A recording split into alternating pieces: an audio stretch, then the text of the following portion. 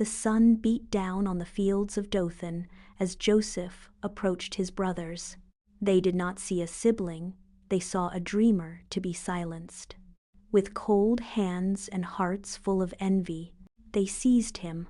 They stripped him of his colorful robe, the garment of his father's favor, leaving him exposed.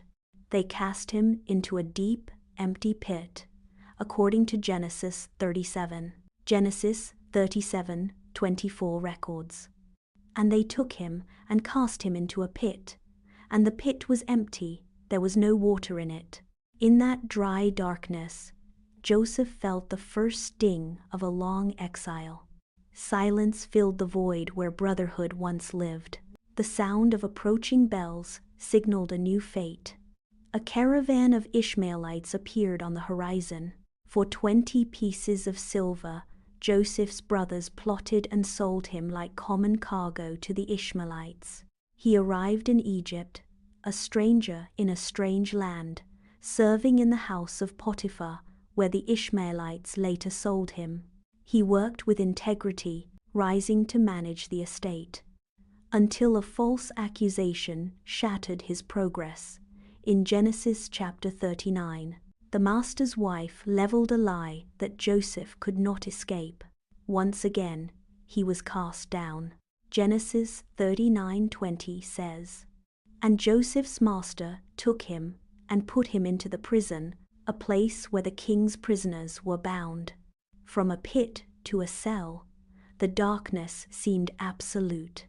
Joseph even took time to interpret the dreams that the baker and the butler had. Years passed in the stagnant air of the king's prison, yet Joseph's spirit remained unbroken. Then, a single morning changed everything. Pharaoh was haunted by dreams of 7 lean cows and 7 withered ears of grain, and none of his officers could interpret them. The butler now remembered that Joseph interpreted his dream. On his recommendation, Joseph was summoned from the pit. He stood before the throne, but did not claim his own wisdom, but spoke the truth of God. He predicted a devastating famine and offered solutions to harvest and store the grain for the impending season. Following this, he was instantly appointed to manage the empire's grain stores. From the dungeon to the palace, Joseph became the custodian of grain for a starving world. He prepared the land, storing the life-saving grain in the face of certain death. Soon the famine hit, and it reached Canaan, driving Joseph's brothers to Egypt in search of bread.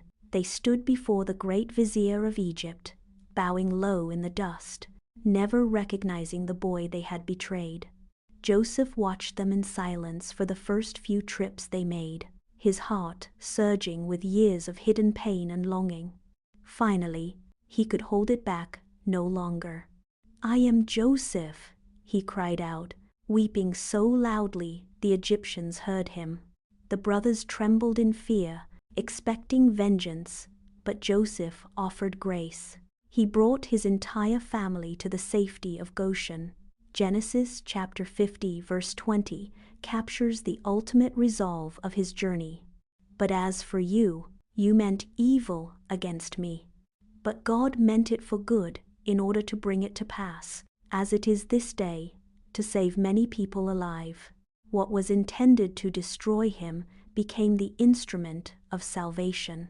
Joseph gathered his father and brothers close, securing their future in the land of Egypt. The dreamer had not only survived, he had led his family home through the providence of a higher plan. The story of Joseph is recorded in Genesis, spanning chapters 37 through 50, and is rich in its display of how God can turn even not-so-pleasant situations around for good. Trust Him today? Jesus is the Master of the universe, the greatest Emperor and Lord of all. At JesusMade-LushCeramics, we are committed to knowing Him and making Him known. Thank you for watching. We trust that this story blessed you today. Join us again for some more. Good day and God bless.